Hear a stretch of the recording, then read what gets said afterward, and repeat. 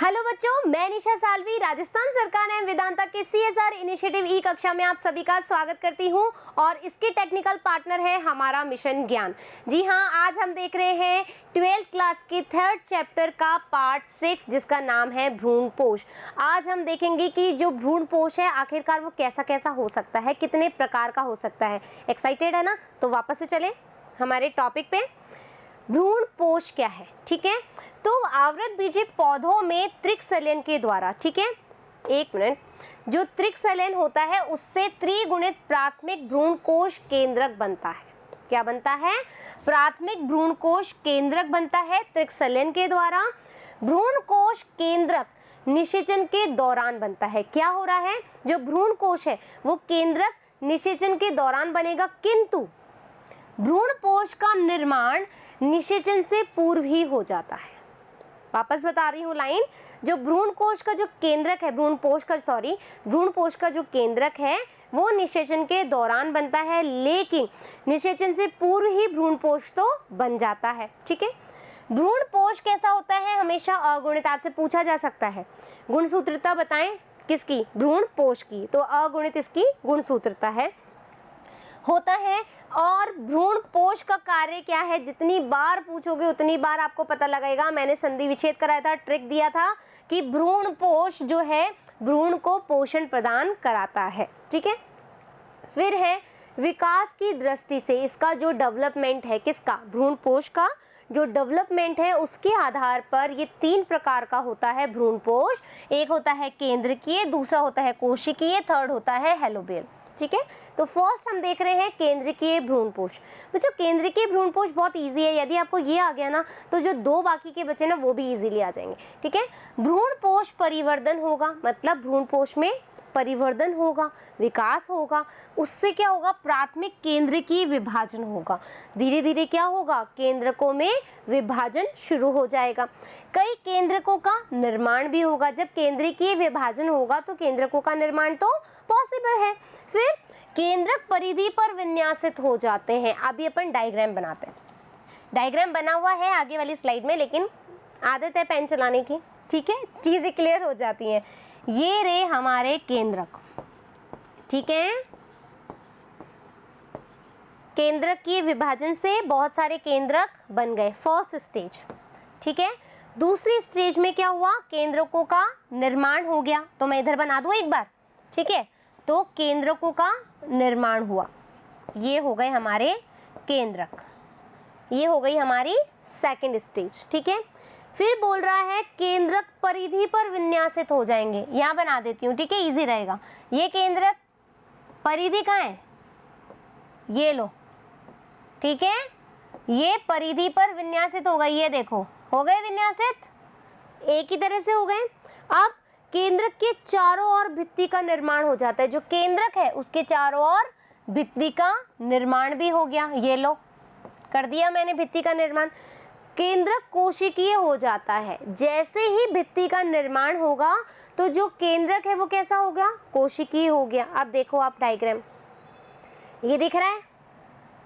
ठीक है, बहुत सारे केंद्रकों का निर्माण हुआ, परिधि की तरफ विन्यासित हो गए, कोशिका बनने लग गई, और यही जो कोशिका आगे जाकर के जो कोशिका भित्ति बन रही है वो कोशिकीय भ्रूणपोष में परिवर्तित हो जाएगी। क्यों? क्योंकि अपन विकास के दौरान होने वाले परिवर्तनों की वजह से भ्रूणपोष के प्रकार पढ़ रहे हैं। तो भाई परिवर्तन होंगे तभी तो प्रकार बढ़ेंगे। पहले केंद्रकीय था, फिर धीरे धीरे इसमें जब वृत्तिका बनने लगी, कोशिका बनने लगी, तो कोशिका भित्ति बनने लगी, तो वो कोशिकीय भ्रूणपोष में परिवर्तित हो गया। ठीक है, आवृतबीजी पादपों के लगभग 56%, ठीक है, कुलों में केंद्रकीय भ्रूणपोष पाया जाता है। इसमें एक द्रव्य भरा होता है। इस द्रव्य में केंद्रक तैरते रहते हैं और इस द्रव को हम क्या बोलते हैं? भ्रूणपोष बोल रहे हैं। और इसका एग्जाम्पल है नारियल का पानी। बहुत जल्दी हो गया क्या? वापस बता देती हूँ। आवृतबीजी पादप जो है लगभग 56% जो कुल होते हैं उनमें केंद्रकीय भ्रूणपोष पाया जाता है, पहला। दूसरा बोल रहा है इसमें एक द्रव्य भरा रहता है। इस द्रव्य में ही केंद्रक क्या करते हैं? फ्लो करते रहते हैं, तैरते रहते हैं। फिर बोल रहा है कि जैसे नारियल का पानी है, वो क्या है, द्रव्य है, और उसमें केंद्रक तैरता रहता है। तो सबसे अच्छा एग्जाम्पल है, आपसे पूछा जा सकता है केंद्रीय भ्रूणपोष समझाइए एग्जाम्पल सहित या उदाहरण सहित। ठीक है, तो आंसर आ जाएगा नारियल का पानी और ये सारी चीजें। आया समझ में? आगे बढ़े। कोशिकीय भ्रूणपोष यानी कि सेल्यूलर एंडोस्पर्म, कोशिकीय इसका नेक्स्ट स्टेज है ना, जो हमने केंद्रक वाला पढ़ा उसके नेक्स्ट स्टेज को ही हम कोशिकीय बोल रहे हैं। क्यों? क्योंकि आप डायग्राम देख रहे हो, पहले अपने थे यहाँ पर साइड में केंद्रक, मतलब ये देखो यहाँ पर ऐसे केंद्रक थे, आगे इधर भित्ति बन गई थी। अब क्या हो रहा है कि जो भित्ति है वो इस तरीके से बन गई है, ठीक है, और केंद्रक कोशिकीय हो गया था, है ना। और इसमें एक अंतर है छोटा सा, क्या? ये चूष्कांग बन जाएंगे। क्या बन जाएंगे? चूष्कांग बन जाएंगे, जो कि पोषण ग्रहण करने में सहायता करेंगे। किसको? भ्रूण को। भ्रूणपोष ही तो भ्रूण को पोषण दे रहा है, तो भ्रूणपोष को कौन हेल्प कर रहा है? चूष्कांग। और चूष्कांग से भ्रूणपोष जो है पोषण ग्रहण कर रहा है, और ये पोषण किसको दे देगा? भ्रूण को दे देगा। ठीक है, भ्रूणपोष का परिवर्धन हुआ, भ्रूणपोष केंद्रक में तब्दील हुआ, विभाजन के साथ ही कोशिका विभाजन होता गया, और कोशिका भित्ति का निर्माण हो गया, और प्रारंभ से अंतिम विभाजन तक हम देखेंगे कि जो केंद्रक है वो कोशिकीय हो गया, और इस प्रकार का जो भ्रूणपोष है उस पे चूष्कांग पाए जाते हैं, जैसा कि मैंने आपको समझाया। ठीक है, नेक्स्ट इसका जो एग्जाम्पल है वो है गैमोपेटेली। ठीक है, अब है हेलोबियल। हेलोबियल भ्रूणपोष क्या है बच्चों? इन दोनों का कॉम्बिनेशन, यानी कि मिक्सअप, यानी कि मिला जुला रूप, यानी कि ये केंद्रीय भ्रूणपोष भी है और ये कोशिकीय भ्रूणपोष भी है, और दोनों को मैंने क्या कर दिया? मिला दिया। तो जो भ्रूणपोष आएगा वो कैसा होगा? हेलोबियल भ्रूणपोष होगा। कैसे? यह केंद्रीय भ्रूणपोष कोशिकीय भ्रूणपोष का मध्यवर्ती भ्रूणपोष है। ठीक है, यानी कि इसका मिडिल स्टेज है। प्राथमिक भ्रूणपोष केंद्रक की जो प्रथम विभाजन होगा उसके बाद भित्ति का निर्माण होगा। मैंने जैसा कि बताया, पहले केंद्रक बने, फिर भित्ति बनी, तो कोशिकीय हो गया। ठीक है, और एक बड़ी कोशिका और एक छोटी कोशिका बन जाती है। क्या क्या बन जाती है? दो कोशिकाएं बन जाती है, एक बड़ी और एक छोटी। देखते हैं, इंपॉर्टेंट चीज है, अच्छे से देखना। ठीक है, छोटी कोशिका क्या कहती है? जो छोटी कोशिका है वो निभाग छोर वाली कोशिका होती है। बीजांड की संरचना याद है? निभाग वाला पोर्शन याद है? ये वाला।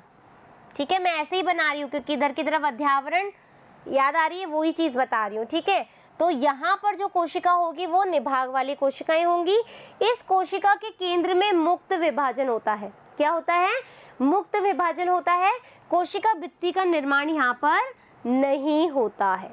ठीक है, तो मैं एक बार डायग्राम देख लूँ, क्या बताना चाह रही हूँ कि ये जो आप देख रहे हो यहाँ पर आपको एक भी कोशिका भित्ति दिख रही है क्या? नहीं दिख रही। तो ये कौन सा पार्ट होगा? निभाग वाला, यानी कि कोशिका होगी। ठीक है, अब बड़ी कोशिका, ये अंड द्वार की तरफ स्थित बड़ी कोशिका होती है। जो अंड द्वार है उसके उधर जो है कोशिका, वो बड़ी कोशिका होगी। केंद्र विभाजन और भित्ति का निर्माण भी यहाँ पर होगा, केंद्रकों का निर्माण भी होगा। ये सॉरी, एक मिनट बच्चों, ये मैं डायग्राम पे ले जा रही थी एक्चुअली।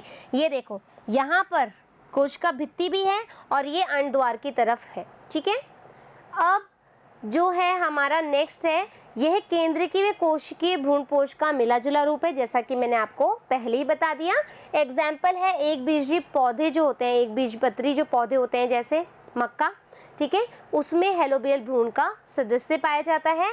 भ्रूणपोष के कार्य क्या हैं? क्या इसके कार्य हैं भ्रूणपोष के? तो सबसे पहला कार्य क्या है? पोषण प्रदान करना। किसको? भ्रूण को। ठीक है, भ्रूणपोष की कोशिकाओं में कार्बोहाइड्रेट, वसा और प्रोटीन उपस्थित होते हैं, इसी वजह से भ्रूण को पोषण मिलता है। ये भ्रूण परिवर्धन की प्रारंभिक अवस्था में उसको पोषण उपलब्ध कराती है। ठीक है, कुछ पौधों की जो कोशिकाएं हैं वो भ्रूणपोष में चूष्कांग, मैंने बताया था, पोषण को एब्जॉर्ब करते हैं, खींचते हैं, उनका चूषण करते हैं, और वो किसको मिलता है आगे जाकर के? भ्रूण को। ठीक है, भ्रूणपोषी बीजों में बीज के अंकुरण के समय भ्रूणपोष नवोद्भिद को भी भोजन प्रदान कराता है। इस तरीके से हमारा ये जो 6th वाला पार्ट है वो भी फिनिश हो गया है। आपको पता लग गया भ्रूणपोष कितने तरीके के हो रहे हैं। फिर मिलेंगे हम नेक्स्ट पार्ट के साथ में, लेकिन आपको क्या कर लेना है, पूरा ये जो मेथड है या जो मैटर है वो प्रिपेयर कर लेना चाहिए, और आपको यूं टिप्स पे याद होना चाहिए। मैं पूछूं हेलोबियल क्या है, फटाफट बता दिए। कोशिकीय क्या है, बता दिया। वही बच्चे भी पूछ सकते हैं कमेंट बॉक्स में, तो आप आंसर करने के लिए रिस्पॉन्सिबल हैं। ठीक है, फिर मिलेंगे नेक्स्ट पार्ट के साथ में। जब तक मैं चलती हूँ, धन्यवाद।